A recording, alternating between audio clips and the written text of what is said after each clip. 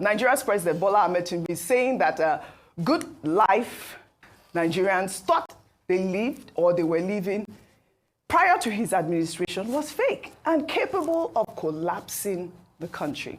The president, who was represented by Wahab Egbewole, the vice-chancellor of the University of Ilorin, spoke over the weekend during a convocation ceremony of the Federal University of Technology, Akure in Ondo State. Tinubu was quoted to have said that the removal of petrol subsidy and the unification of exchange rates were necessary to save Nigeria from the brink of collapse.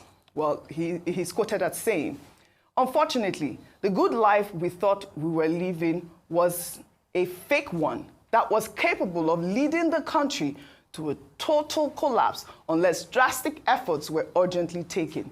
The need to salvage the future of our children and bring the country back from its brink of collapse necessitated the strategic decisions to remove the fuel subsidy and also unify the exchange rates. I am not unaware of the consequences of the tough decisions on our people. I sincerely wish there could be softer options." Rufi.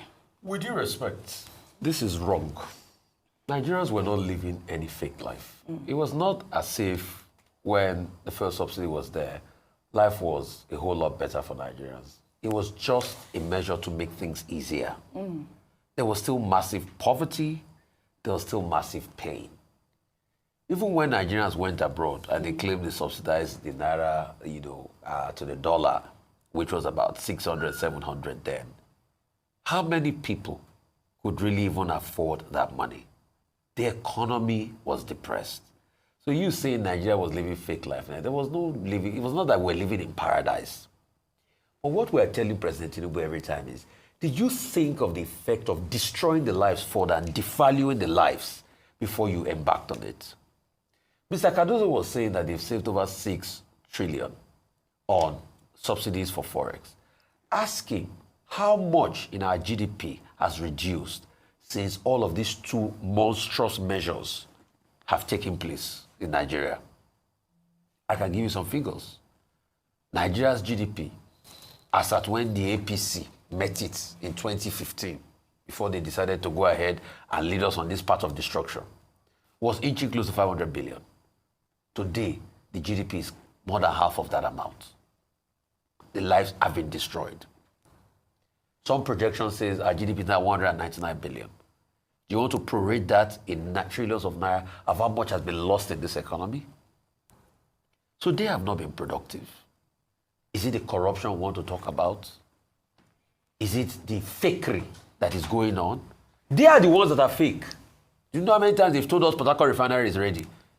Is that not the one giving us fake news? Didn't they tell us that it was mechanically complete at the start of the year?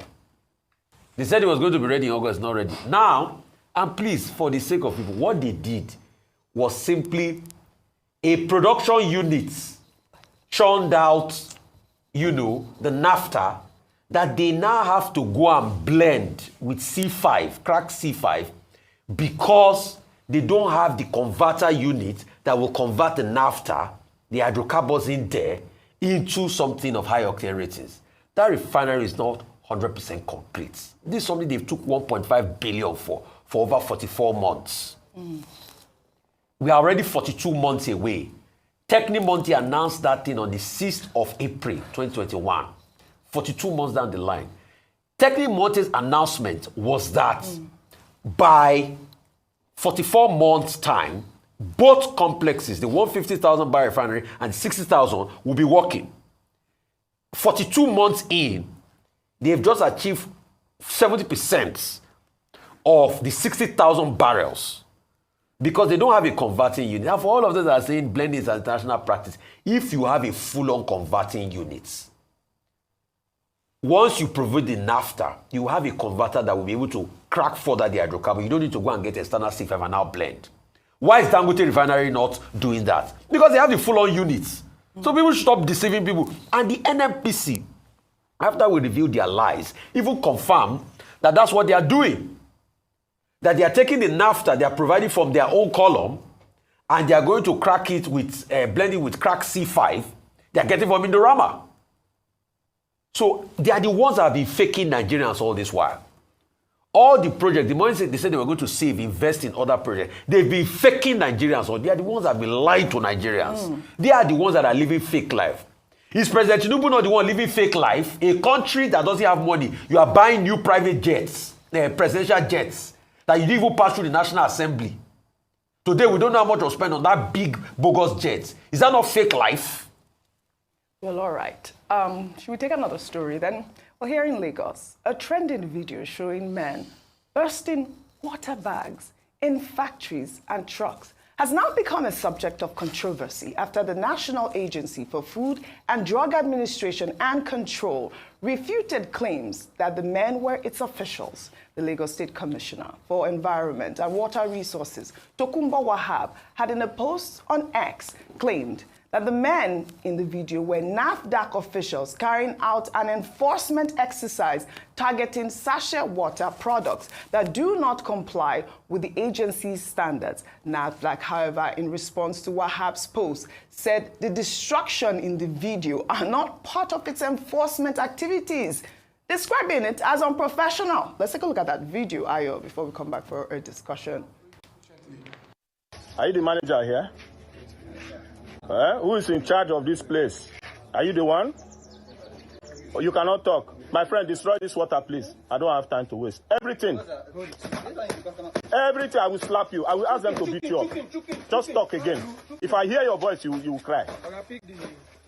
I know. That's icon water. Who is in charge here? I want to see the person. Okay. When you finish, you go inside. Every water inside the factory should go down. Flat. Every single sachet in the factory should go down flat. Anybody stop you, tie them up.